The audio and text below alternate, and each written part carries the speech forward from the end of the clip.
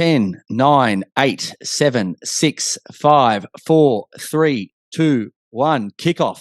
Hello and welcome to the Football Revolution. I'm your host, Gio. Great to have your company. Mahaban to you. Hello, in honour of Morocco's upset of Belgium earlier today. And joining me is my co-host who's been putting in a few all-nighters. Good evening to you, VIG. Good evening. All aboard the Marrakesh Express. So get on the train. Mate, I've just been enjoying watching the Gersbach Express. I saw this morning you and your younger brother Alex, who obviously plays in France, and the next generation of Gersbachs, Giannis, all watching a game together. If only the old man had come around, you would have had the awesome foursome. Yeah, that's right. I think we all sat on the couch and pretended to be German for one morning. But no, good game, and keeps Germany in the reckoning to get through the group stage. So Spain were also good, but 1-1 draw, probably fair in the end. Mate, I've been looking the whole World Cup to try and find out something good about the World Cup being hosted in Qatar in November instead of June or July, and I've now found it. It means that usually your brother would be over in France playing in the domestic league, but he's been able to come back for a week. So if nothing else, we can always look back on this World Cup and say it's a time you got to spend some time with your brother and he got to spend some time with your family. So it's a good World Cup. Win-win. Win-win. All right, the World Cup is serving up some great games, upsets and star performances, but they can't seem to shake the off-field drama and politics. What's going on there? Every time there's something good on the pitch, there's something equally as bad off it. Yeah, look, I'm not too sure, but there's always, with social media these days, there's always a negative twist on anything. Anytime something good happens, there's always something bad that's happening as well. So, there's a lot of keyboard warriors out there and a lot of people that like to put some, throw some negativity on every single event. But yeah, look, I'm just glad we spoke about it last week. I'm just glad that the football started now. Let's see the football do the talking. That's what we want to watch. That's what the fans care about most. The off-field political stuff. Let's keep that with the politicians. Let's they need to make changes, or they need to learn from the mistakes they've made and make sure it doesn't happen again. Yes, football's a wonderful platform to raise awareness for these types of issues. But let's stick to football. That's what the players do best. That's what the fans do best. Let's embrace it. It's a unique competition that only football can bring people together like this. So let's celebrate it. Let's enjoy it, and let's just watch it and see what happens. Mate, well said. And I think no matter what happens off the pitch, there's obviously things that need to be addressed, now as well as after the tournament. But football is the best at bringing these amazing stories, and we'll touch on it a bit later. But Juki, when he's waving to his son in the crowd, and there's millions of these stories that happen. So, like I said, it doesn't matter what else happens. I think this will be remembered as one of those, those events where it brings everybody together. But there is definitely some things on the checklist that need to be looked at, like I said, at a later date, if not now. Mate, bravo to our Aussie lads as the Socceroos earn a hard-fought win against a solid Tunisia, leaving destiny in our own hands, heading into a last group game against Denmark, who are an excellent side, but have been a little bit underwhelming. Yeah, definitely. Look, it's a huge win for Australian football. Great goal from Mitch Duke. We played some decent football, and we had to scrap in the second half. We had to work hard, but that's what it takes sometimes to win a game at the World Cup. Our first win in 12 years, and we need to fight. The football, in the second half wasn't so pretty, but we go 1-0 up at half time, and we afford ourselves the luxury of then scrapping out a win, and some great tackles. A great tackle from Harry Suter, and I thought back four and Matty Ryan were pretty solid. So. We take the win, but we need to build on that. And we've got a bit of momentum now. And then, like you said, Denmark haven't been playing that well, so maybe we catch them on an off day again, and they've had an off campaign. So all we need is a draw, but we need to go out there with the mentality that we can win this game. We can play attractive football, and I want to see that from the Socceroos. Yeah, look, super happy for the lads and for the whole of Australia in general. But look, let's not get carried away. I hear people sitting there saying Suter's tackle was like Maldini. Okay, let's just back off a little bit. Let's wind it back a bit. There was also another brilliant tackle this morning in the Germany-Spain game. Nico Scholterbach, absolutely brilliant. It was arguably probably better than Suter's. It was inside the box as well. So let's not get too carried away. Still one game to play. We still, our football still leaves a little bit to be desired. But we're hopefully heading in the right direction, and a win in the World Cup can, it lifts the nation, gets everybody talking about football again. But we need to capitalise on that now moving forward. Hey, we don't have Maldini, we have Suter, and that's what we need at the moment. So Maldini's not going to do anything for us. But like you said, look, we've just got to go into this Denmark game, try and get a result. Hopefully, France do us a favour, and all we need is a draw out of a Denmark game. But look, I'm happy to be a pig with lipstick on it. It doesn't have to be the prettiest result, just has to be a result. And considering, like you said, it's been 12 years since we've had a win, so we'll take it any way we can. Week 2 of our A-League Women's Wrap coming up a little later in the show. It's our first week of our World Cup Pelé Awards. It's finally arrived, so that's pretty exciting. And like I said, really looking forward to that. Look, you could call it whatever you like. Pelé Awards, Pelé Awards. We're calling it the Pelé Awards based on a few jokes from a movie we'll touch on a little bit later. But very excited to bring you those awards from the first week and a half of the World Cup. Is there anything I didn't see, VIG? I don't know. You tell me. You've been watching every single minute of every fixture, so I think you've probably covered it all. But no, some interesting things we'll probably touch on a bit later in the Pelé Awards. My screen time's come up this week saying screen time's gone through the roof. So I know I've been watching a lot of football, reading a lot of football, but it only happens every 4 years, right? So then I just have to probably back off again for the next 4 years until the next one in Canada, America, and Mexico. But this week in the player escape room, we are joined by Melbourne Victory's brilliant numero uno, Paul Izzo, which will be a great chat for us. But in the meantime, let's get a quick snapshot of the A-League women's table. So Western United on top on 6, Adelaide in second on 6, both those teams undefeated. Brisbane back in third on 4, so they've had a win and a draw, so they also remain undefeated. Melbourne City are on 3, only played 1 game, so they are also undefeated. And rounding up the top 6 is the Jets on 3 and Sydney FC on 3. My weekly wrap has been replaced by Shout Out, dedicating a song to a team or a player for their good and bad performance. This week, I'm going a little bit different to what I have been. It won't be based on the men's A-League or the women's A-League. This week's shout out goes to Gianni Infantino and the team at FIFA. It's Marvin Gaye's What's Going On. What's going on? Yeah, what's going on? Firstly, his speech, which I still absolutely, my jaw hit the ground when that happened, and I didn't know if I could pick it up off the ground. I think I might have just now, but absolute shocker. And also the FIFA World Cup goal music choices. So just give you a couple of these, which, I wouldn't mind your opinion on, VIG. So Australia chose Men at Work's Down Under or Powder Fingers on My Mind. England chose Dua Lipa's One Kiss. Germany chose Nickelback When We Stand Together. South Korea chose BTS's Idol. May's Feels So Good was chosen by America. And 2 of the lines that I looked at in the lyrics was lighting up drugs, also fighting in the club. I don't know who picked these. I don't know if they got paid for it. I don't know if it was by a volunteer, but some of these selections, and they said that FIFA didn't knock back any of their requests. First of all, they don't make any sense. But second of all, the Feels So Good one, there's no possible way I'd want young kids and that listening to these sorts of lyrics. But any which way, what are your thoughts on that? Oh, look, maybe the person who chose these songs were on the drugs when they chose them. So I don't know. Who knows what's going on? I'd love to hear Land Down Under a little bit more. So hopefully the Socceroos score a few goals against Denmark. Yeah, look, I'm not a fan of any of those. And look, some of them have gone for, things that meant something to their team, which I actually like. But the ones who have just gone out there for a cool song, it's not a party, right? There's enough excitement and enough happening in the football pitch without having to start and doing these new things. But look, we move on. But shout out goes to Infantino and the FIFA team. Not sure what you're doing, not sure what's going on, but I think you need to work it out pretty quickly. So our A-League Women's Wrap for you guys playing on at home, a couple of topics we look at for each of these games. So the score, a player that was worth the admission, a lesson from the game, as well as a game fact. So the first game was actually between the 2 debutants from the previous week. So both Wellington and Western United, first ever games in the Women's A-League the previous week. Both had totally different results going into this game. But the score here was 4-1 to the Western United, the away team.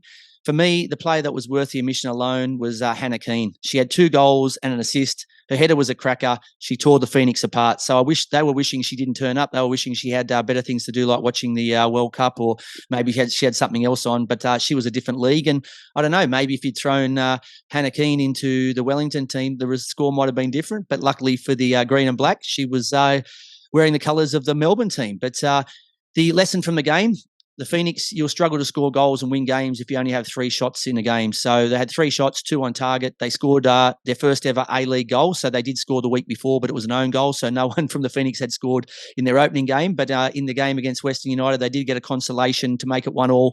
Well, not consolation, but they did get a goal to make it 1-1, which was a header. Yeah, you definitely need to be shooting and having more shots if you want to get something out of a game. And the game fact for me was Hannah Keane was not signed by Melbourne City 6 years ago. So she pursued opportunities overseas, which gave her the experience of playing against teams like PSG in the Champions League, and included a Spanish Cup final against Barcelona after defeating Real Madrid. So at the time, the coach was Joe Montemuro, who's now a star over at Juventus. So I'm not sure what he was thinking. I think he's gone for a more experienced player over her, but she's come back and proven that she definitely was up to it, and better late than never. I just find it really strange that, like I said, in a league that we're trying to build and trying to get to the same standard as the rest of the world, we can't sign a player like that 6 years ago. But as I said, it's great she's in the Women's A-League now, and I expect to see bigger things from her throughout the rest of the season. I think you've summed it up pretty well. You got to take your chances. You got to create chances to score goals. So, hopefully both teams learn from that and move on next week. The second of the 4 Saturday games this week was the Brisbane Roar versus Canberra United. Tell us how you saw that one, BIG. Yeah, look, interesting game. So the score was 1-1. Canberra United took the lead through Jale in the 23rd, and then Larissa Crummer equalised for Brisbane Roar in the 53rd. My player to watch was Larissa Crummer. She scored the equaliser. She also hit the crossbar with a chance. And she's been in and around the Matildas squad recently, so she could be one to watch and possibly a bolter for the 2023 Women's World Cup. So she's a tidy little player, scores goals, and I'm looking forward to seeing more of her this season. She scored in last week's win as well, so she's in good goal scoring. She's in good form. Early on in the season, yep. Yeah. My lesson from the game: Canberra need to make more of their chances. This rolls into my game fact. They had 18 shots with only 4 on target and a shooting accuracy of only 25%. So they had a lot of possession, and you just got to capitalise on that and really make the keeper work a little bit harder for the possession that they had. They need a shooting gallery this week, don't they? They just need to put some targets up around everywhere. It doesn't matter if you put a drink bottle up on the fence or you put whatever you're doing. They just need to be shooting. Yeah, shoot on sight. I think at training, I think you put 2 goals up in the space of like an 18-yard box, and you get everyone in there and literally just get the ball. And every time you get it, turn and shoot. So that's my advice to the coaching staff this week: get that game happening at training. They don't hit at least the target 50% of the time, you can't watch that night's World Cup game. So that's a good punishment, isn't it? That is definitely. All right, maybe if we don't hit our targets 50% of the time, we can't watch them either, but then we'll be in a bit of strife. Anyway, moving on to the third of the Saturday games, it was the Newcastle Jets up against Western United. It was Western United's first game of the season after a bye last week. Newcastle coming off a loss to Brisbane. They got their first win of the season. It was 4-2 to the home team, the Jets. For me, it was a no-brainer here. The player that was worth the admission alone was young American Sarah Griffith. She's only 23 years old. She got a hat trick. One was a left foot, one was a right foot volley, and a header. So it was almost the complete set. Left, right foot, and header. If she'd hit, like I said, both volleys, that would have probably topped things off. But she was fantastic and really, really enjoyable watching her. And every time she got the ball, you thought there was a chance she could hit the target or score something. So I loved watching her. For me, the lesson from the game would be Wanderers need to work on staying alert for the full game. They were in it for large patches. They switched off at points, which cost them goals, like not tracking a player. So all of a sudden you think, oh, we're doing quite well here. They've got a nice kit. Maybe they're looking at each other's kits saying, these kits are nice kits this year. The Wanderers spent some dosh on us or, whatever they were looking at. They just weren't at the races the whole day. So if you want to make sure that you're going to pick up points in any league around the world, you've got to be on your game, for the whole 90 minutes or 90 plus minutes. So That was that. And for me, the game factor that I really, really like was the Jets win is also exciting as they have 7 players from last season's Northern New South Wales competition in their squad. So while it's great to have star imports like Griffiths, it's also important to develop your own players. And that's something that I know is very close to both mine and your heart, BIG. So really, really exciting to see those players because not only is it great for our league, but it's also great for our national setup for the Matildas and so on. Yeah, definitely. You always want to see homegrown talent, and now they've been given the opportunity to go and play in a W League. So yeah, just looking forward to seeing how they progress throughout the season, and the more minutes that these players get, the more value they have. And the final of the 4 Saturday games was another big Blues. So we've had one in the men's just recently, which was a cracking game. I think it was the opening game of the season in the ALeague men's competition. But we had Sydney FC versus Melbourne Victory on the Saturday night, 2-0 win to Sydney FC. So not a great start to the season for Victory, coming off back-to-back losses. The reigning champions off a loss to Western United last week in their first Melbourne derby between the two clubs, and now a big Blue loss as well. But I'm sure they'll bounce back. So for me, the player that I get up off my seat and go and sit there clapping on the sidelines without doubt would be the Sydney FC captain, Natalie Tobin. So she kept it tight at the back, not allowing Victory many opportunities when they do have a lot of attacking options. And she played an impressive 42 accurate passes out from the back, which is definitely something the Victory needed in their back line because their distribution from the back was absolutely comical at times. So I think if she'd been running the dark blue instead of the light blues defence, then the game could have panned out a different way. The lesson from the game for me was leading on to that, which was Victory's casual, sloppy passing out from the back. It cost them both goals. And, the game was pretty tight other than that. I think Sydney had quite a few good opportunities, especially falling to Speed's Divine. She's like watching Roadrunner. She just burns players for fun. Only thing is she's got no finished product at the end. So she could be worth anything. You could probably add 3 or 4 digits to the back of her salary if you can get her putting goals away with that sort of speed. But she's a work in progress. And the match fact was first blood in the new season for the Sky Blues in the Big Blue, as well as in the grand final rematch. So these two teams look like they'll both be there up around about, the business end of the season. And it's great to be having games like this already on this early on in the season, and another fantastic match in the Women's League already.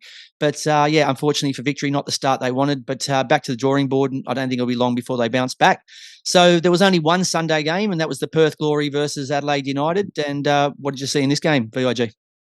Yeah, how good. Perth back at home for the first time in a year. So unfortunate they didn't come away with a win. Adelaide United finished up victors with a 1-0 win. My player to watch, or player worth the admission, I couldn't split it between these two. It was Dylan Holmes who scored the match winner for Adelaide United, and the Adelaide United goalkeeper, ALeague Grove. She made 3 or 4 crucial saves, keeps a clean sheet away from home. But yeah, I'm not sure what's in the water down in Adelaide, but they just keep on producing top keepers. If you're a keeper looking for an opportunity, you're not going to Adelaide, right? In men's or women's? No, the youth setup there, I don't know what it is, but we look at the men's side and they've got 3 quality keepers and probably another 2 or 3 in the youth setup that are coming through. So just phenomenal, the talent down there between the sticks. My lesson for the game: suburban grounds do work when they're done properly, and I know people have thrown a lot of shade at Perth Glory for moving their games from NIB, especially the men's team moving from NIB to Macedonia Park. I think they're playing 13 games there this season. So, it just looked, the pitch was in immaculate condition. I love what they've done with the grandstand and the colours, and I can't wait to see the men's team play there later this season. So, that was for me as a spectacle watching it. We want these games to look good, and we want them to be played on good pitches, and it was perfect ground for an A-League women's game. So looking forward to the men playing on there later this season. Game fact for me, it was, I was touching this earlier, it was Perth's first home game in over a year. So they did dominate possession. They had 15 shots, 7 outside the box and 8 inside the box. So apart from ALeague Grove having a great game between the sticks for Adelaide, Perth did have their chances and could have walked away with the points. Nice wrap up, mate. Now, speaking of fantastic goalkeepers, up after the break, we're lucky enough to have a chat with Melbourne Victory's number 1, Paul Izzo. We'll catch you after the break. You're listening to the Football Revolution. Joining us now in the player escape room is a man whom we're excited to have back in the A-League after a few seasons playing in Greece. please welcome to the show Melbourne Victory's brilliant numero uno, Paul Izzo. G'day, Paul. Welcome to the show. Thanks, mate. Thanks for having me. Pleasure to be here. Mate, love having you here. How are you? Everything well with you? Yeah, it's all good so far. I'm really enjoying it. Life's good at the moment. Could be better on the field, but, in terms of, my life, everything's, under control at the moment and really enjoying. Is this your first time ever living in Melbourne? Yes, definitely, yes. Yeah. What do you like most about Melbourne, just in general, without the football club or anything else? What do you like? What do you and your partner like to go around? Is it the parks, the coffee? What is it? To be honest, I'm a pretty simple guy. Before I was moving to Melbourne, I'm coming from Adelaide. Melbourne's like New York City, you can say, I guess. True. I was pretty stressed out about, the lifestyle, what it'd be like and all that, like the traffic and this and that. But it's not too bad. It's all right. I enjoy it. It is I wouldn't say full-on lifestyle, with all the people and everything. But, for me, I'm in a good area at the moment. It's pretty relaxed and chilled out. So where I am, just relaxed. Mate, even if you're not sure about Melbourne, I know they're very sure about you. So that's a good thing. Yeah, definitely. After stints with Adelaide United and the Mariners, you tried your luck abroad in Greece with Xanthi before returning home to Victory. What did you learn from that experience? The Greece experience? Yeah, the Greece experience. Besides get paid up front. Yeah. Learn not to trust everyone's word, that's for sure. Yeah, make sure they pay a holding deposit up front. Yeah. But look, I love my time in Greece. It was incredible. I think the style of football was, very different to your Australian football, but you take into consideration now with promotion and relegation how different football can be played and how much more intense and even passionate it can be. It's the biggest thing I took away was the kind of do or die kind of not attitude, but feeling around just one particular game, how valuable points actually are. Yeah, look, that totally makes sense, mate. And I think that's a great experience for you, and hopefully it puts you in better stead for further opportunities, whether it be a Victory or somewhere else. But what's impressed you most about the new club? Obviously, straight off the bat, obviously bringing in a player of Lewis Nani's caliber it's a big statement. It shows the club wants to be successful on the field, but also off the field they want eyes on the game, and they want to put their hand up and try help the game grow in Australia. And for me, that's massive. I mean, it's always a big risk bringing in a marquee and stuff like that, but it just shows what the club's about. And for me, that's been really impressive. Mate, speaking of Nani, what's it like having a global star in the change rooms, at lunch, on the pitch? Tell us, for us local punters who are just watching in awe, what's it like having a guy like that around who seems like not only the absolute quality on the pitch, but he's humble and a real good guy off it?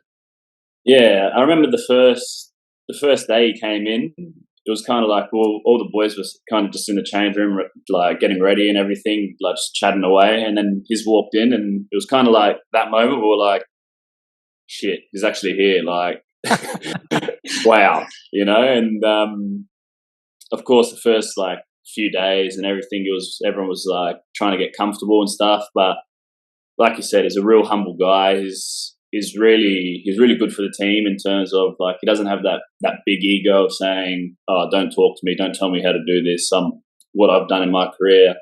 He's very open, and he wants to be really involved with the team. And for me, that's the most important part about bringing any marquee or big name foreigner, because you don't want people coming in saying, "Oh, I'm not doing that.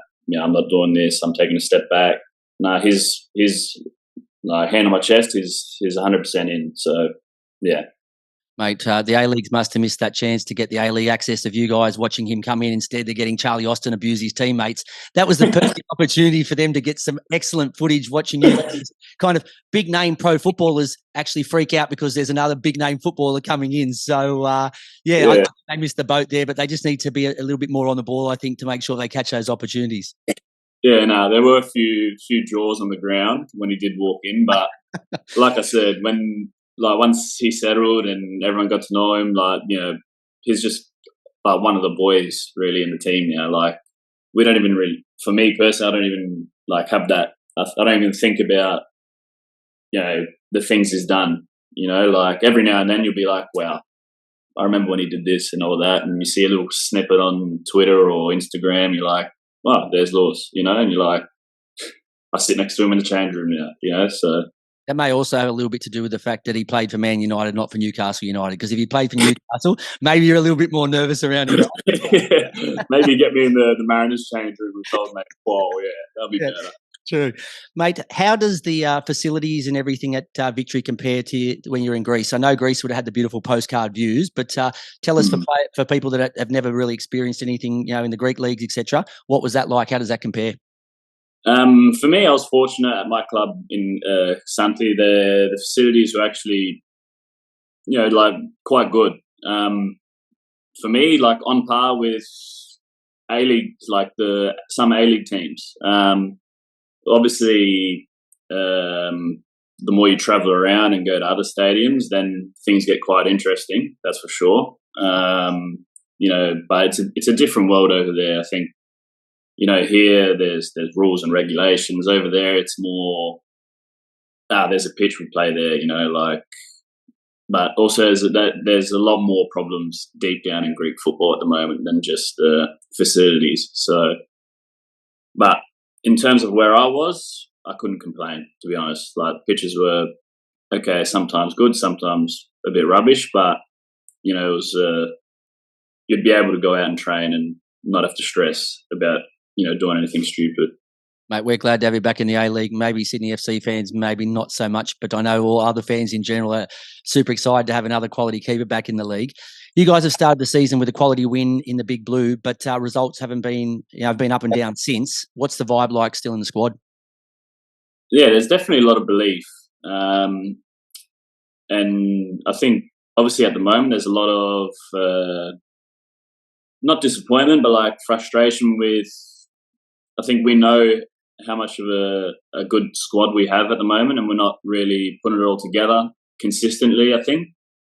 I mean, I think the Sydney game and the Newcastle game, when you look at them two and we're on, I think all right, maybe the Sydney game we conceded 2 goals, but like we're solid and, we're defending and we're attacking together, defending together. And I think it's just, getting that a bit more consistent, and results will come our way a lot better.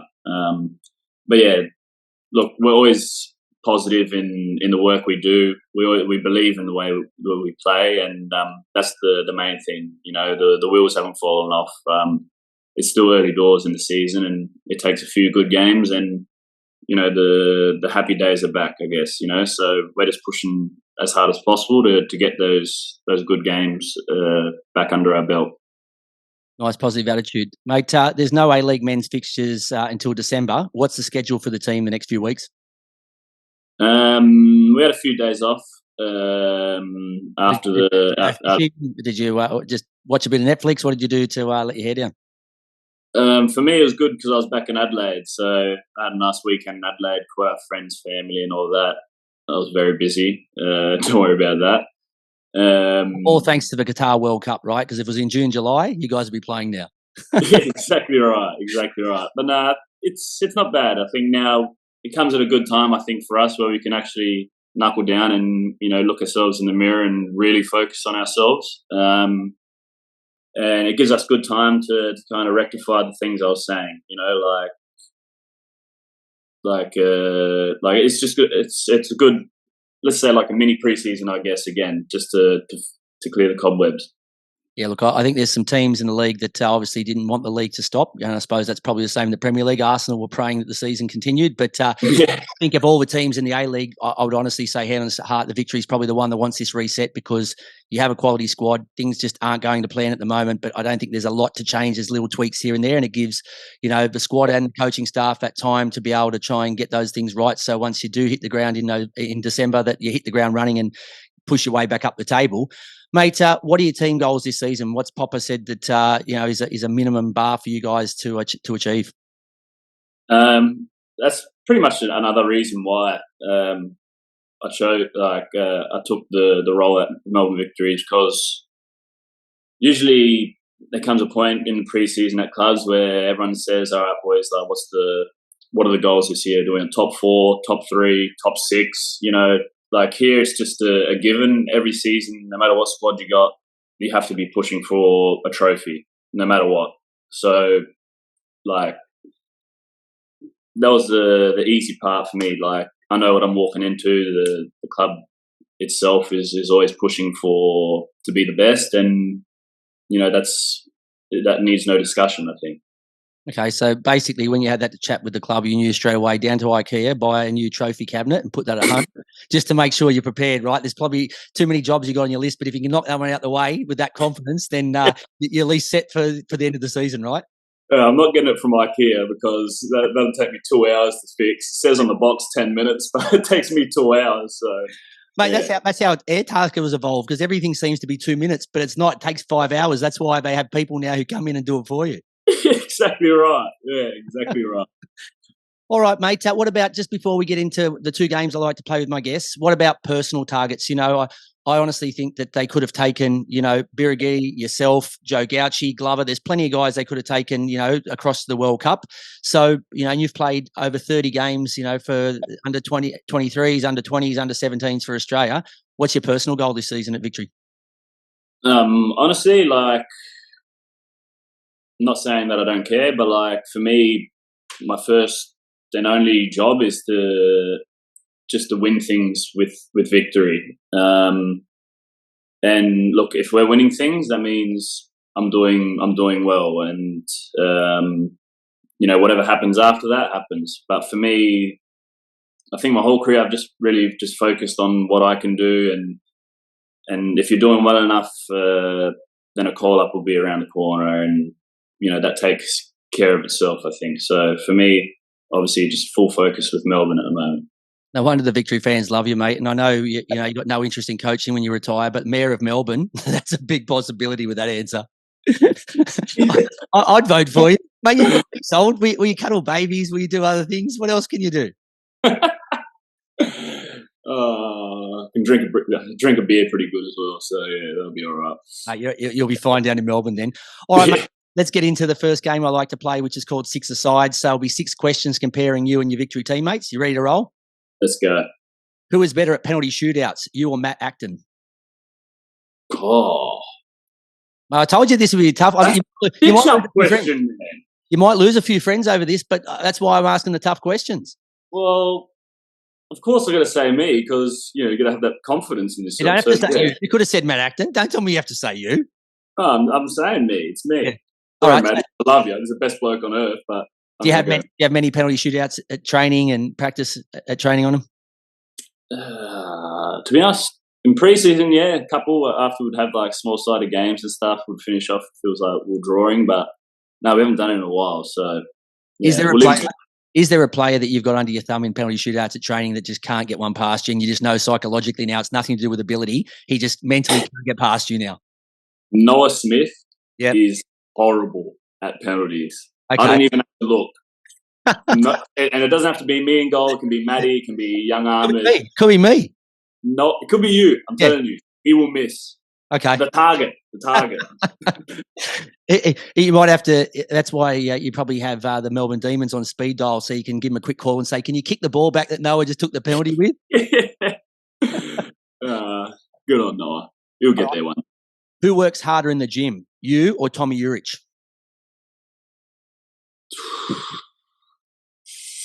Now, you look around, you see the weights, right? Who's got 100 kilos on the bench and who's got 40 kilos on the bench? I'm going to say me. Okay. What's your forte in the gym? Is it the bench? Is it the legs press? What are you really good at? Look, I like to joke around and mess around a lot and all that stuff. But when I have to do the work, I do my work and I do it all. I feel, maybe Tommy, I don't know. It's a weird one. These are weird questions, man.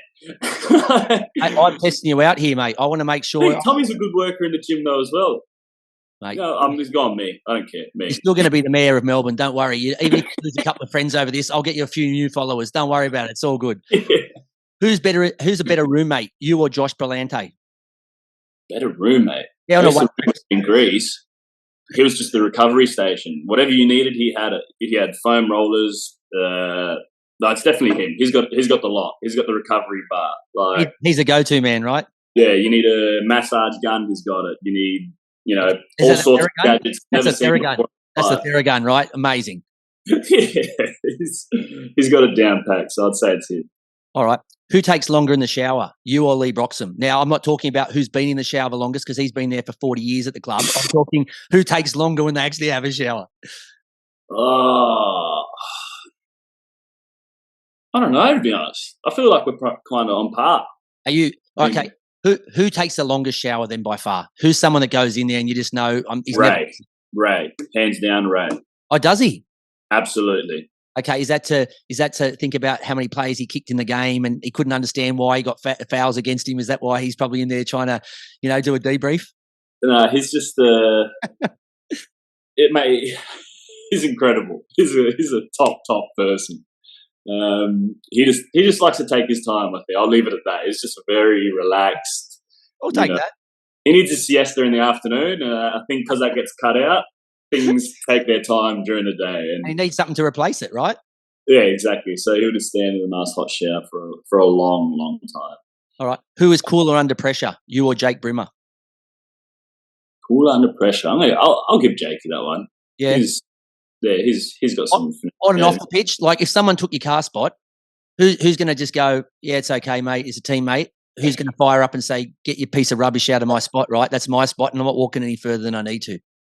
Oh, all right. No, we got no one like that in the team, to be honest. Everyone's a good guy. Good. Kind of that no ego personality things in the change room. It's a good squad. There's no one like that. Yeah, brilliant. And last one, who gets noticed more in the street, you or Chris Economides? If you guys are walking down the street and getting a coffee together, do you get more kids coming up to you saying, "Oh, there's Paul Izzo, I want your autograph," or you get Economides, or? Oh, I don't know. It's a hard one because I'm a pretty lazy person when I'm done. So I like to stay home, relax, chill out. Chris is quite busy. He likes to go out for a coffee, do this, do that.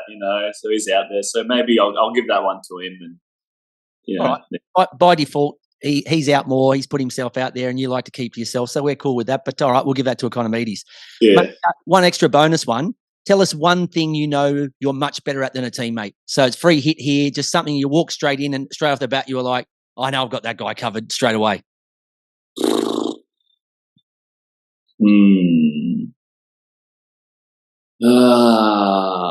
Far out. Pick a big scalp too. Pick something, pick Nanny or pick Hef or Rolly. Pick someone, a big scalp. Big scalp? Or even a small one, anyone. Hands down, I'm better at two touch than George Timothy. Okay. That's a given. Yeah. If you took any longer, I was going to give you one. I was going to say, surely there's someone you have better tats than. Definitely, that's a guaranteed. Obviously, I've got a bet like not everyone knows. It's not really a discussion, is it? No, it's not. All right, that's null and void, right? Not fair on everyone else. No, not at all. All right, mate. Let's move into the second game we like to call two touch. So I'll give you a word or a couple of words or even a sentence, and you just tell me in 2 words what comes to mind straight away for you. All right, let's go. Let's go. Public transport.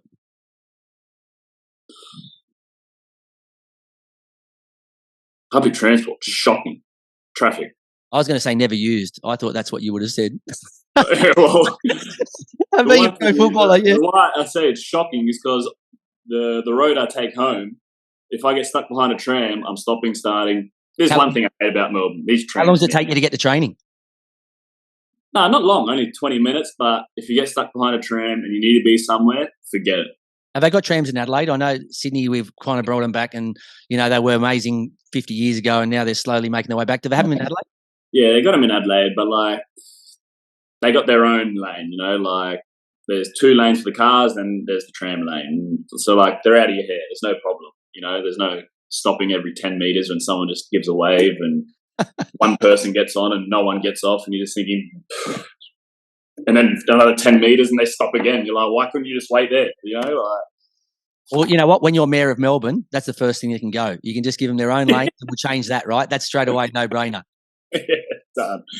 All right. Tony Popovich. Ooh, hardworking, without a doubt. Hardworking. So he was obviously a main reason why you moved to Greece and then back to Victory. What makes him so unique and so special? Because let's be honest, a lot of people aren't going to follow coaches around unless you really think this guy's got something special. What's he got? I think it's just like, I think he's got that expectation of what he wants you to be all season.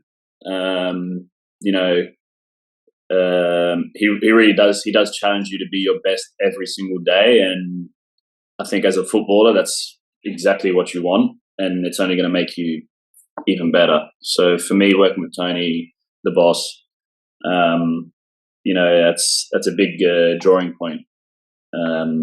How much he wants you to improve, not only just the team. Yeah, I love it. Mate, look, I'm not complaining that he's the coach of Victory, but the best way for me to sum up Tony Popovich is, I don't know if you've ever seen the movie Good Will Hunting, but I hope every year when I look at the coach of a club, I hope I don't see Tony Popovich, because that means he's gone overseas and got himself a big gig, which I think he deserves. So it's meant in a respectful way, the fact that every year you look at it and you hope when you see the 12 A-League coaches, they say, oh no, Popper's not here this year. He's coaching over in the Premier League or Bundesliga or something like that. So I think that's how a lot of people would feel about him. And I think, you know, Ange and obviously a lot of Muskie have done great things, but I think he's right up there with them, and I think he's just waiting for his opportunity. Yeah, absolutely. I think, you hit the nail on the head. All right, mate, languages, in particular, the Greek language. Abusive. How did you go with that when you're over there? Did you use translators? Did you just not communicate sign language? How did you get by? Oh, no, my mother's Greek, so okay. I've got Greek in me, yeah. So, Greek and Italian? Yeah, Greek and Italian. So you can imagine what those Christmases are like.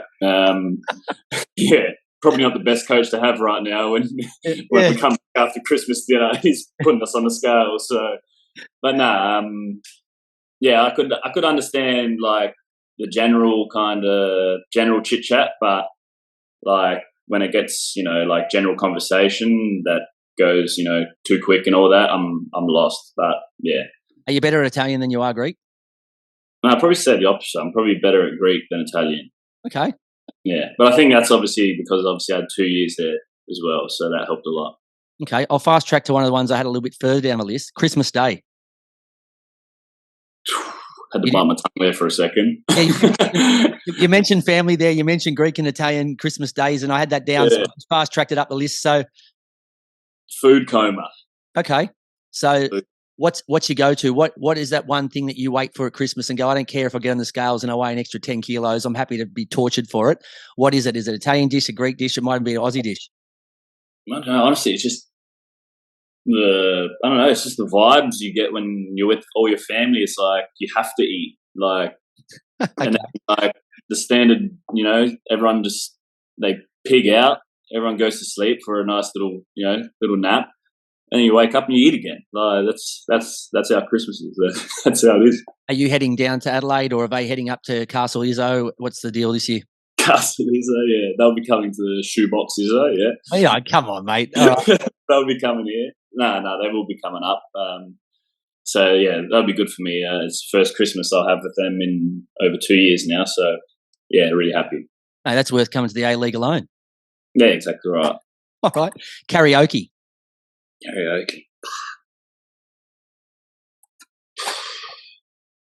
Man, I just don't know what to say to that. Can you sing? Are you a good singer? Nah, shocking. Okay, so will you still have a crack, or you just rather just sit down and let everyone else make a fool of themselves at karaoke? Oh, I'll give it a crack. Like initiation song, like, you know, boys are paying cash, and I was thinking, you're not getting my money, like I sung. So you've done one at Victory this year already? Yeah, I did, yeah. Okay, so what would you give yourself out of 10 if you had to rate yourself for your performance? Taking in vocal ability, but also like effort, you know, giving to the performance. Because look at Kylie Minogue, right? Worst singer in Australia, in Australian history, but she's a great performer, but she can't sing. I can probably sing as well as she can. So give yourself a high mark if you put a full effort in and you knew all the words, even if you're not vocally great. I'll give myself an honest 6.8. Okay. Yeah, I'm happy with that. It's fantastic. Fair assessment, I think. Look, I'm not expecting to buy your Christmas album, but we'll give that a pass. Done. So 50%, mate, to pass. All right, AFL. Considering you've been in Adelaide a long time and you're in Melbourne, AFL. Collingwood. That's me. Okay. Collingwood. Yeah. You pies, man. Yeah, you have my black and white pajamas. I'm starting black to and white. see here, mate. I live life in black and white, mate. That's how I see it. Magpies, Collingwood, Magpies, Newcastle. It's easy. Save money on a kit as well. There you go. Mate, I just hope you stay out of jail. I think that we're getting a theme. I'm just hoping that's a good thing, right? We just stay away. Yeah. We can play black and white all the time. Just stay away from that. Yeah, don't want to get too attached to the colours, but yeah. Let's just keep it sporting teams, black and white. There we go. I won't mention I support Hawthorn. All right. November World Cup. November World Cup. Odd, weird. Yeah, not a fan. I don't know. It's just it's good for us now. Like 1 year, we actually get a World Cup where we can actually watch the games, and we're not up till 4 a.m. and we're wrecked the next day. But for me, it's just I'd say more so the venue of the World Cup is the thing that kills it a bit for me, with how it's not going to be like your Germany and Brazil with all the people out in the street, creating all this atmosphere and celebrating, doing this and that. It's just, for me, we'll see how it goes. Mate, the best way for me to sum this up, and this is the politest way, is I look at the Qatar World Cup as online dating, right? Because what happens is you post a picture, right, of you 30 years ago or of somebody else, and then they look at it and go, oh, I like the look of them, and then you find out it's not them, right? And you get disappointed. Qatar put in a bid. It wasn't even real. Then they changed when they were going to host it, who was going to host it, and all these different things. So it was a fake bid, right? So I don't know how you can host a World Cup when it was fake, right? It was an online profile. It was fake. It should have been canned, and they should have given it to somebody who deserved it. They cost the Socceroos so I'm a bit dirty about it. But look, there's a lot of FIFA got catfish. Simple as that. they did get catfished. And the thing is, too, there's going to be a lot of big players who hang up the boots at the end of this. So maybe that's what makes it a magic World Cup. And we can only hope, right? Because at the end of the day, no matter who's hosting or where it is, it's the biggest football sporting tournament in the world, right? So surely it's going to be good viewing. Yeah, for sure. I think, you nailed it again. It's a World Cup. I tried my best, Paul. I tried my best. You're doing a great job. Something not many people know about you. Not many people know about me. I'm Greek. I'm half Greek. I'm just Italian. But yeah. All right. My mother's Greek.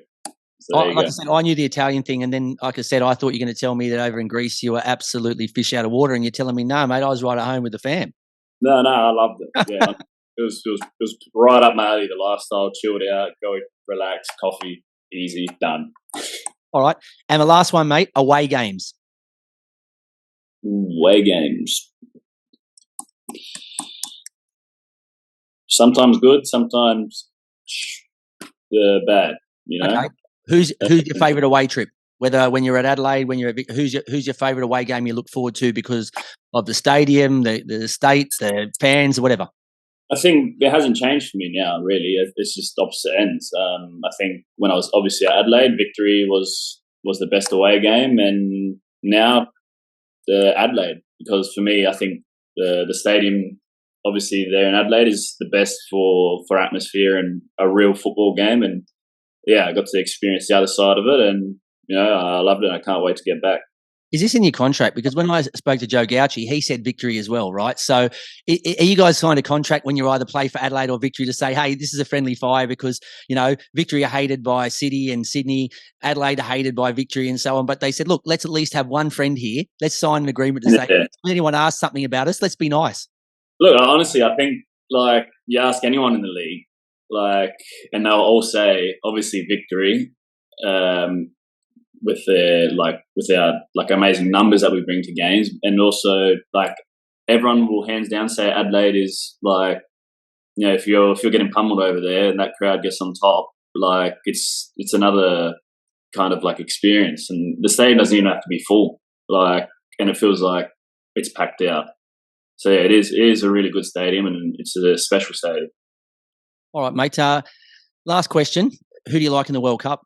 Who do you think will hold it aloft in months' time or whenever the finals played? Oh, tell you what, I don't want it to happen, but like seeing how close England came in the Euros, can they kick on again? I hope not. I don't know why, but yeah, maybe in Argentina. But that's said every single year, like every World Cup, and then they do what they do. But yeah, honestly, I'm excited to see who's there in the end, because I think Brazil's back to being that sort of powerhouse kind of they were. Even like England's up there now, and like it's yeah, for me them three will be interesting to watch. Even Portugal is looking really good as well. Who's your dark horse? Is based on, obviously, it's going to be hotter conditions. It's going to be, there's players who are injured because they've been pushing the players to the max. And, the coaches haven't had a lot of time to prepare like they normally would in June and July. They've kind of got them back after domestic, duties, and there's players out and so on. Is there a dark horse? Is a team that you think, because of the conditions and the unique situation, that's going to rise up and cause a few upsets? For me, I don't think the conditions will be bad, because when we had our qualifiers, the one camp I did go to with the national team, we played in one of the World Cup stadiums, and the air conditioning in the stadium was unbelievable. Like, you wouldn't even know it was 40 degrees outside the stadium. It was incredible. So I don't think the conditions will play too much of a part come game day. But yeah, Belgium's a dark horse every year, aren't they? So we'll see how far they can go, maybe. But I don't know. I'm just keen to watch, see what happens. Who's paying the electricity bill? The oil, the oil, mate. Yeah, this will be basically, they'll have to use all the jersey sales money just to go straight to paying the electricity bill. If they've got these air cons that you're talking about, and there's multiple facilities all across the whole of Qatar, who's going to pay the bills? Yeah, look, I don't think money's really an issue over there. I don't think they were thinking about that when they built it. Mate, I'm also sitting there thinking, hopefully for you that that one game that you went over there with the Socceroos is not your limited exposure. I think, like I said, there's a massive opportunity for you to get back in there. You're still only young at 27. For a keeper, that's a baby, right? Like, that's playing under 10s for a field player, right? So you're still a baby. But, mate, I really appreciate your time. I wish you all the best, during this period with the victory, but also once the season gets cracking again. I think it's around the 10th of December. Try to take it easy in the food coma, Izzo family Christmas, and enjoy having the family over there, mate. I know how much they mean to you, and I know it's a real special time for you. But I've loved every second of chatting with you, and I'd love to check in with you later on in the year. Yeah, too easy. Thanks for having me. I really enjoyed it. It was really good and really comfortable. So thanks for that. Cheers. All right, mate. All the best. We'll speak to you soon. Easy. Thanks for that. You're listening to the Football Revolution. Welcome back to the show. It was fantastic talking with Melbourne Victory's goalkeeper, Paul Izzo, and I'm sure we'll expect big things from him for the remainder of the season. But up now, as we said previously, it's a bit exciting, and I think we're both biting at the bit to get stuck into this. We've got our World Cup review and our now new world-famous Pelé Awards. So a few interesting things for the tournament so far, just before we get into those awards. So my favourite was the performance of Spain's wonder kids, Pedri and Gavi, who set Qatar alight. Their combined age is 37, same age as Ronaldo, and Pepe and Alves are both 39. So if you're looking for value, you can take two of those guys for one. Does that mean you can play 12 on the pitch at once, VIG? Two for one. Look, they're both brilliant players, phenomenal from La Masia, the Barcelona academy. They're pretty much untouchable, those two. It'll be interesting to see how many years they actually stay at Barca and play at Barca, or if someone comes in for break the bank for those two. But absolutely phenomenal players. I don't know what you were doing at 18, 19, but I definitely wasn't controlling the midfield in a World Cup match. So just unbelievable to see players at that age dominating like that. Mate, without getting too sidetracked, do you think this has something to do with the fact also that they haven't spent every single dollar they have keeping Messi, and they've let him obviously go to a different pastures, but it allows them to focus now on, for the last 10 years, it's all been about Messi. That's all we need to do. Maybe they take their eye off the ball about having to develop any other players or that sort of thing. But now, is it just coincidence that they get two fantastic young players at the same time as they've let their biggest star go?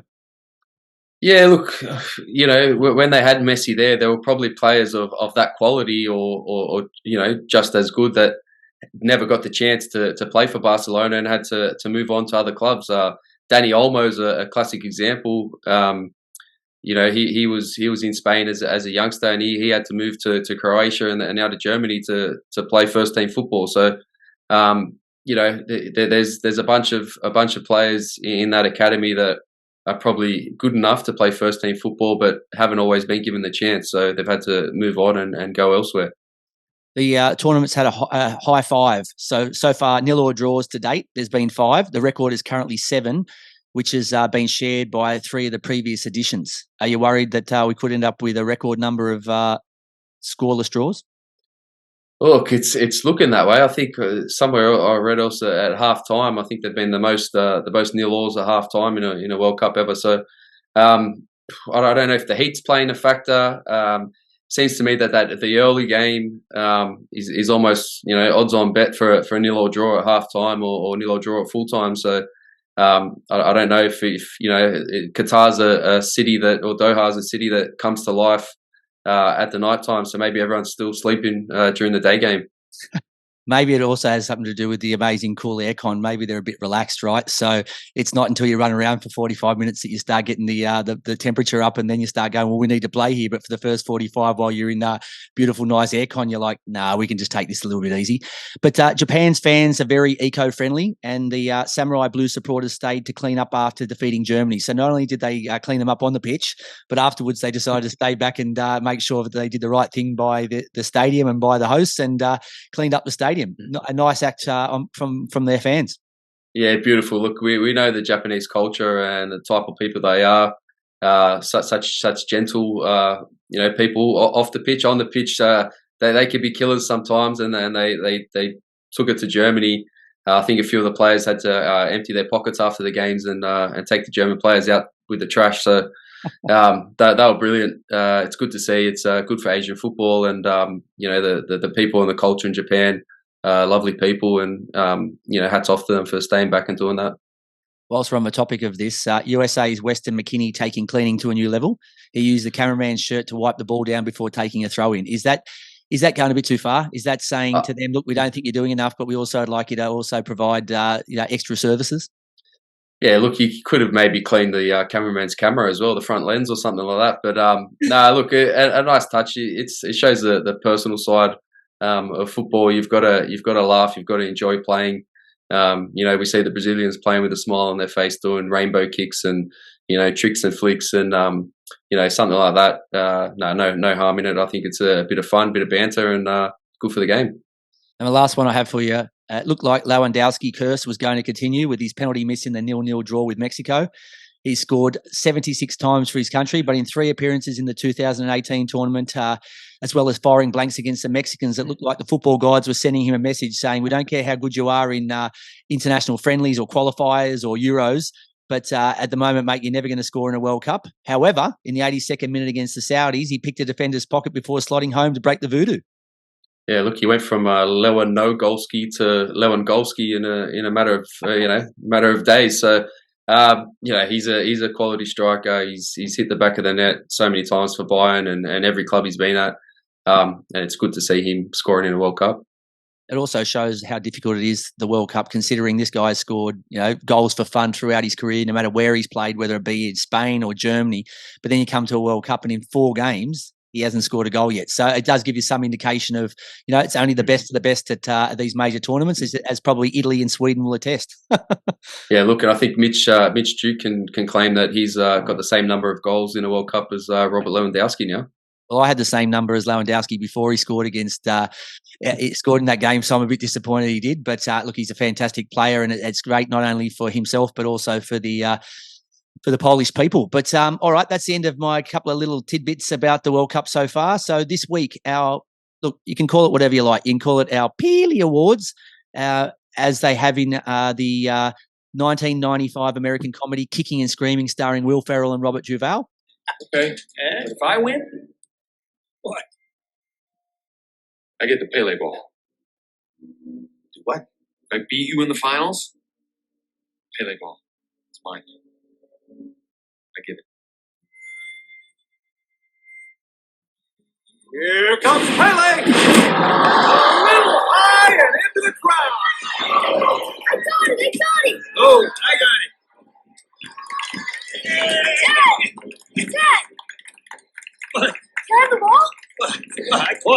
Fine.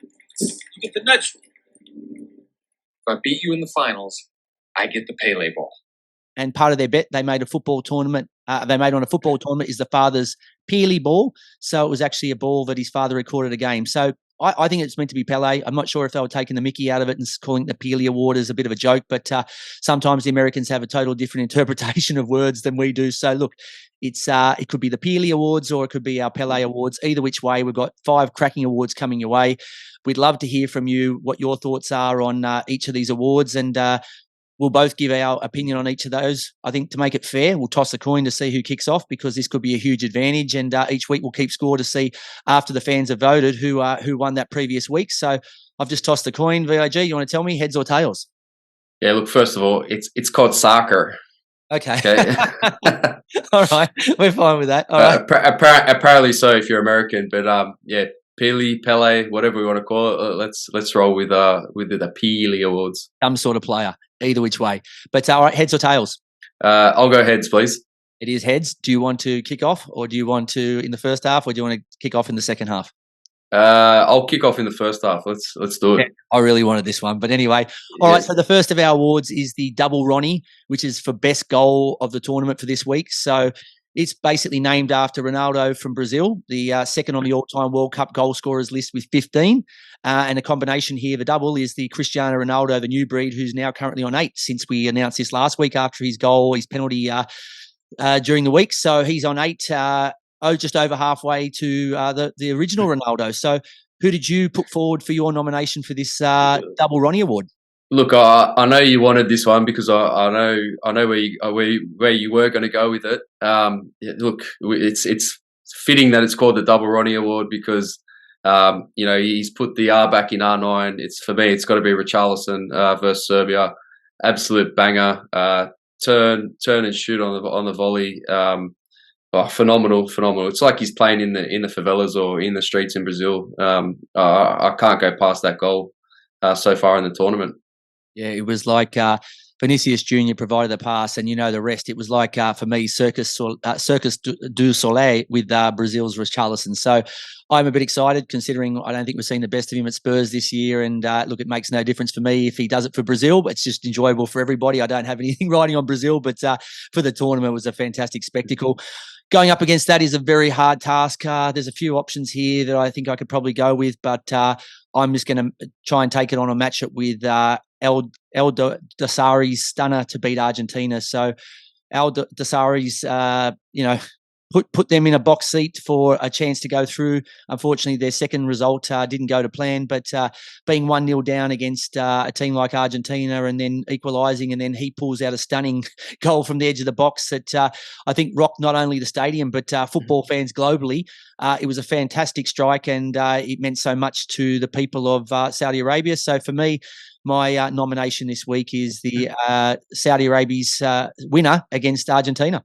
Yeah, phenomenal goal, and I don't know if you've seen it on social media, but the halftime speech by their coach Hervé Renard gave him absolute rocket. I think he said, "Oh, Messi, press Messi.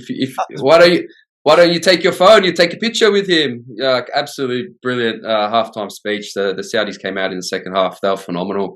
They're very technical players. They're quick, and that goal was up there with one of the best so far at the World Cup, but. For me, I can't go past Richarlison. I'm not sure we're going to see something better than that this World Cup. That footage that we saw of the coach at halftime, that's the sort of stuff I want to see. So if the A-Leagues are watching here and they want to do their inside access, don't worry about these things that aren't interesting, where people are, they catch them off guard and saying things that are inappropriate. Go and catch a coach like that who's saying stuff which genuinely lifted his team. It was intelligent, but it was also damn funny. God, it was entertaining the way the way he ran over and closed down his assistant coach too was just classic. Yeah. Like, it was just absolute different league. And as if it's not hard enough, you're getting blasted in one language. You got the translator there repeating it. So if you didn't hear it the first time, you got it the second time, and out they went in the second half, and they delivered. All right, so moving on to our second award, which is our best save, which is our safe as a Banks.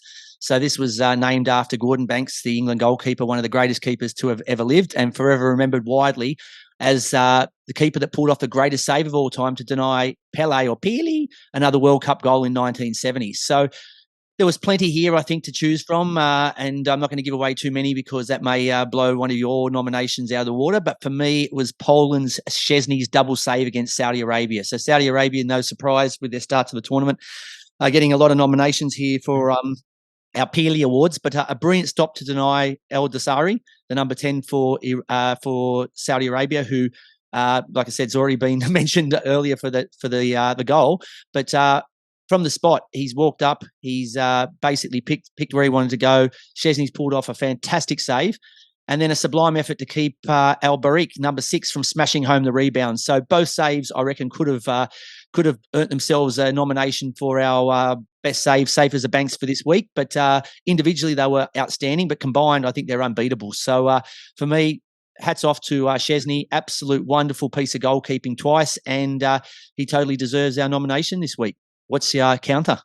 Yeah, look, you've picked 2 in 1, so I've had to go and pick 2 saves, I think. So mine's Manuel Neuer against Japan. He had a strong save with his left hand down to his left hand side.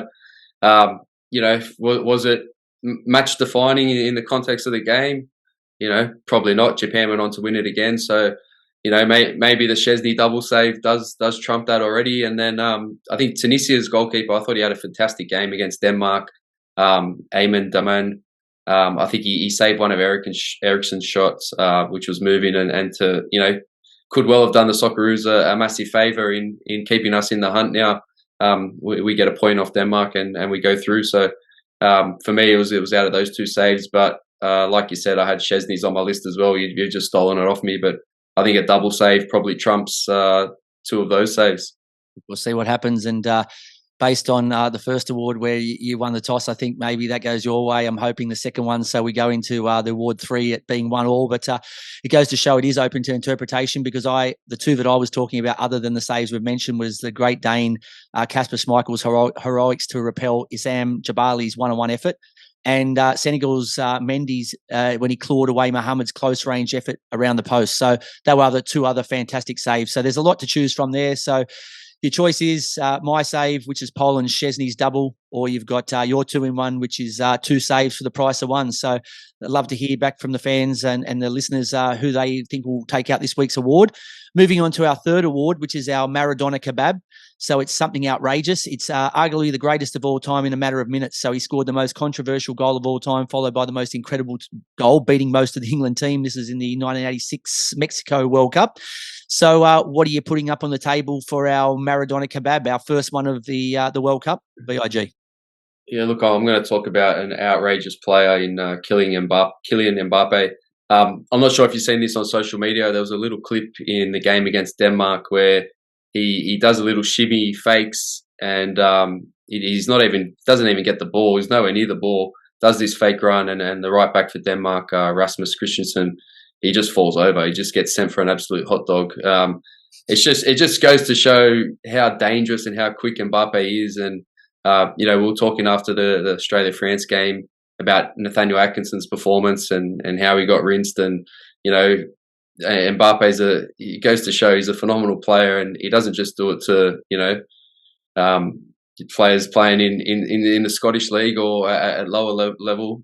He does it to players playing in the Premier League and for nations that are fighting for a World Cup. So just phenomenal. Just his movement, his speed. I just thought that movement is just absolutely outrageous for me. It's scary, isn't it? Because most players, and it's just the laws of gravity, it's the laws of, I suppose, the human body and all that sort of thing. Most players can go forwards and backwards and change, like that pretty quickly. But he goes sideways, diagonal. The guy it's like his legs have these I don't know, these pivot points, these pivot balls on there that just allow him, like a robot, just to change the direction of his body. So, and look, it is something phenomenal. I think we are in a period where we have had 2 of the best, if not the best 2 of all time, in Ronaldo and Messi. And it's, you kind of look at it and go, well, where does the next one come from? Well, he's there, right? Him, Haaland.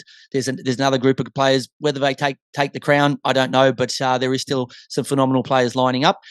I'm going to counter that with the upsets of the World Cup so far. So Japan over Germany, Costa Rica turning the tables on Japan, Morocco's win over football powerhouse Belgium. But it all's capped off by Saudi's stunning come-from-behind win against Messi's Argies. and King Salman declaring it a public holiday in his country. Only in football does this happen. And it's great when you do have football as your main sport and something that you're just fanatical about in your country, because instead of having to wait for something crazy good to happen, like you win the Nobel Peace Prize, you just have to knock off, the Argentinians, and you get another public holiday. Yeah, how good. And to top that off, I think he's also said that he's going to give every player a Rolls-Royce Phantom. So got it all now. He did offer that. Maybe he's retracted that offer after the Poland game, but that was the rumor floating about. Look, they were good for their money in the Polish game. If you watched it, they had a lot of good opportunities, and Szczesny was just really, really on his game. And they got caught out. They had stopped Lewandowski's attack on goal, which he then cut back and they tapped in. And he picked their pocket. So I don't think there was much in it. So, look, this is maybe just the fact that he's got too many cars and he's decided he wants to clean out his garage, right? That's what it might be. It might be simply that he's just got way too many cars in there and it's getting too dusty and he just wanted to clear a few out. So he thought, let's just offer them to the players. But either way, both fantastic nominations. We'll see what the listeners vote for. So our fourth award is our Only in Guitar. So different time of year, no beer, something you can only see here. So for me, this one has got me absolutely lost, and maybe you can pour a bit more, shed a bit more light on this for me, VOG. But the amount of stoppage time in these games. So what happened to a minute or 2 minutes of injury time, and they hold up on the board? They're going to need boards now that can hold 3 digits, because apparently a new policy to clamp down on time wasting. Is that really the best plan? So most games in this tournament, 7 or 8 minutes of injury time. Argentina, Saudis, plus 14. England versus Iran, plus 14. Wales versus Iran, plus 13. And then Portugal and Ghana, USA and Wales, Senegal and Netherlands are all plus 11. Where is all this time coming from? I don't know. I think they're stopping the ball every time it goes out of play, but it's starting to get a little bit ridiculous. The last thing you want to see as a player after 90 minutes is the board go up and 13 minutes on the board. Like, you ran your backsides off for 90 minutes. You got to do another 13. But in a way, though, it does make for some pretty spectacular football. We saw in the Wales-Iran game, I think Iran scored in the 98th and the 101st minute or something like that. So, when players are fatigued and, anything can happen pretty much. So it's, we've got a duty of care for the players as well. So, I think if it's going over 10 minutes, I think there's got to be some sort of questions asked. But, 5 or 6 is probably the norm and the acceptable. We're rolling the dice here. As you said, look, there was an outstanding finish in those games, but you are rolling the dice. As we said, coming into this, you've jammed too many domestic games into a short period of time to make sure that we comply with this World Cup. All of a sudden, you've got players breaking down left, right and centre. You've got players breaking down just as the tournament starts. And now, you've dodged a bullet because you haven't had too many injuries in the tournament so far. And then you go, okay, Len, let's dance with death here and let's start playing 11 and 12 minutes on top, which is crazy. And people you can't, when it's 1 or 2 minutes, you can go, let's just ride this out. But if it's 11 or 12 minutes, you have to start making more subs, right? And if you don't have any left, what do you do? So I don't know. I just think they are dancing with the devil here. It's a bit of a risk, and I'm just hoping that towards the business end of this tournament, we don't continue playing 10 minutes worth of stoppage time and find out we end up losing a couple of big name players and we have a final where there's no this guy. We've lost Neymar last week. We already lost Benzema. We don't want to start at Harry Kane. We're already losing players anyway from the just sheer physicalness and how tough this tournament is. Let's not add on top of that. Yeah, look, I agree. Player welfare has got to be number one, but they've set the precedent now, and it's going to be hard to change for the rest of the tournament. But yeah, let's just hope it doesn't get out of control. What do you got for Only in Qatar? Well, Only in Qatar. This when I saw this stadium, I was amazed. Stadium 974. When they were saying, the game's at Stadium 974, I was going, what are they talking about here? It's a temporary venue. It's made from 974 recycled shipping containers. It's phenomenal. I've seen some photos of it, and the way there's like lifts that are shipping containers moving up and down between the levels. It will be dismantled at the conclusion of the tournament, but it's first. Is that to send the fans and the players home one way? So you just make sure you stand in the right container, and then they just pull it apart and ship them. I don't know how many shipping containers they have in Qatar, but they've got people living and staying overnight in shipping containers. They've built a stadium out of shipping containers. I don't know I don't know who they've knocked off a few ships in the Suez Canal or something like that, and taken the containers. But yeah, just phenomenal. When I saw that, I was just astounded by the way that stadium is built, and it would have been pretty cool to go there. You've impressed me because I thought it was impressive in Australia that they were using shipping containers for pools. When people didn't want to go and get it dug and use a fiberglass or a concrete pool, they started using shipping containers. Now you're telling me there's a whole stadium here that hosts World Cup games. So you've got my vote here. I'm hoping that the listeners don't side with you, but I am very impressed. All right, and moving on to our final award, which is our VAR, so our VAR and officiating stuff up. So it could be that the referees had a good one and the VAR's then gone and stabbed him in the back, or it could be vice versa. But usually you don't get the two of them performing well at the same time. So there's normally a lot of nominations here. What have you got, VIG?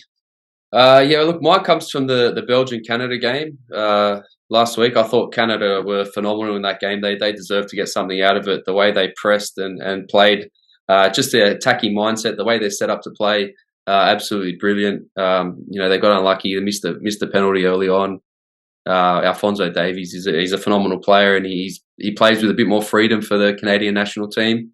But it was in the second half. I think it was Richie Larea got into the box, and Axel Witsel clear trip for me. He steps on his ankle, but it doesn't even go to the VAR. I don't know what's going on. I think it did go to VAR. I don't know what's going on.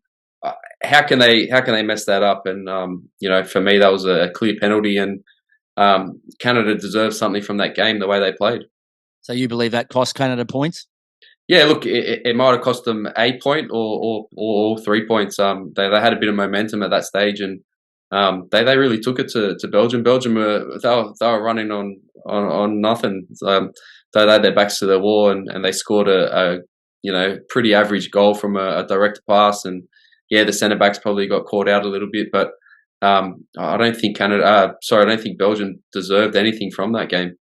Mate, you are, as I say, the encyclopedia of football, so you can have a good crack at this one. What do you think the VAR was doing? So was he in the wrong storage container? Was this at 974 or what? What was he doing? I don't know. Like this is why we have a VAR for these types of decisions. Like he's clearly stepped on his ankle, he's tripped him over, he's in the box.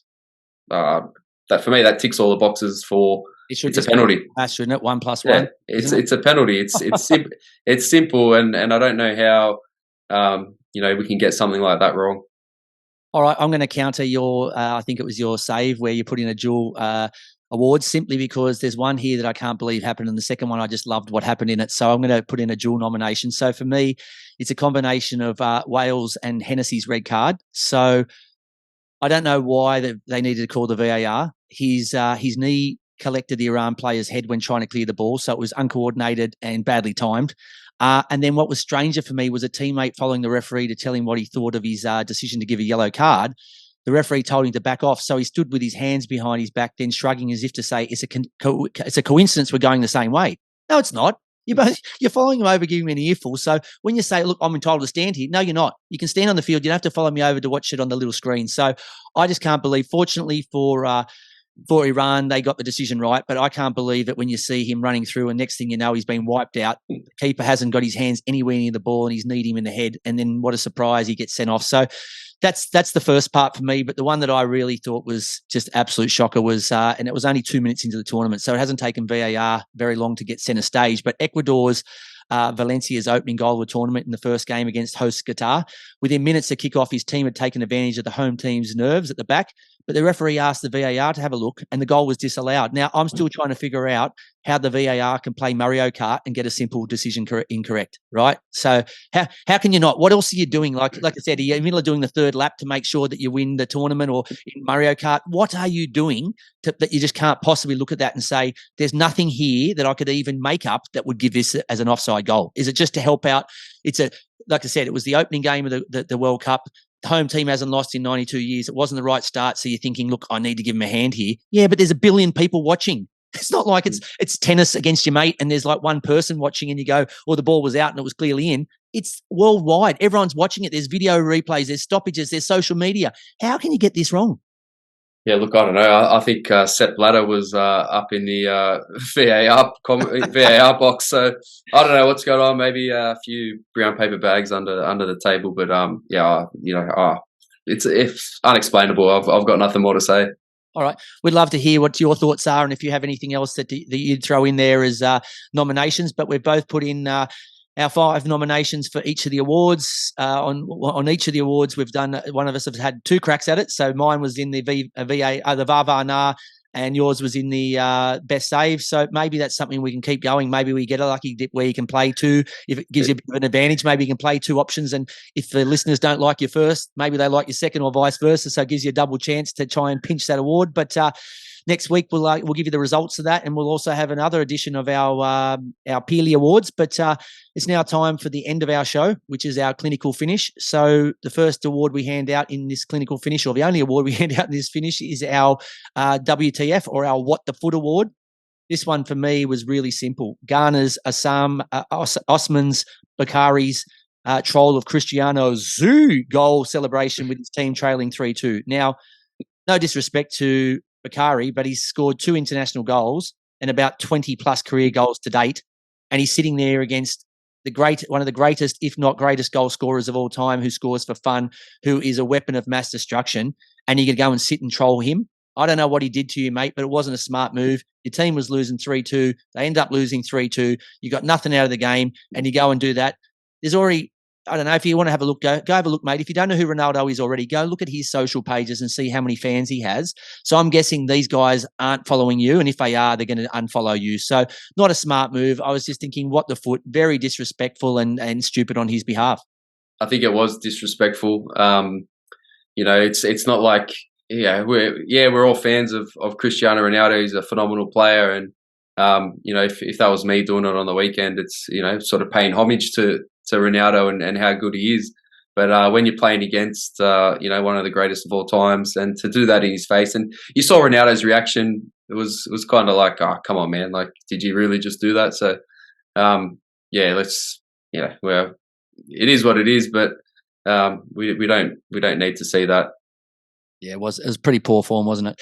All right, moving on to the A-League women's fixtures for this week. So the pick of the matches, the undefeated top of the table clash between Adelaide and Western United, which is a very mouth-watering clash.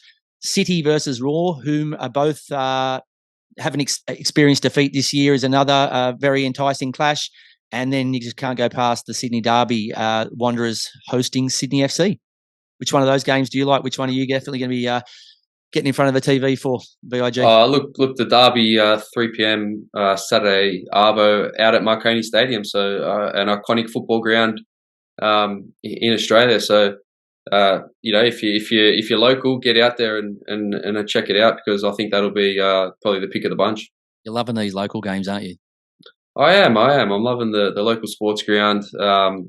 Macedonia Park in Perth was brilliant. So looking forward to more of it. If they missed any part of the show, or they want to listen back to other episodes, or they want to hear our Pelé Awards, where can they catch it? Yeah, they can catch us on all good podcast platforms, Spotify, Google Podcasts, Apple Podcasts, or up on YouTube as well. We need to make sure we get plenty of this Pelé footage so that the listeners don't think we're crazy, or me crazy, and they can see what we're talking about. It's very funny, and considering now we are also a video show, it will be a lot clearer for the listeners once they or the viewers once they do see that. But plenty more World Cup action coming our way this week. We hope you enjoyed the show even half as much as we've enjoyed bringing it to you. And until next week, rise up and join the football revolution. Have a great week, and we'll catch you then.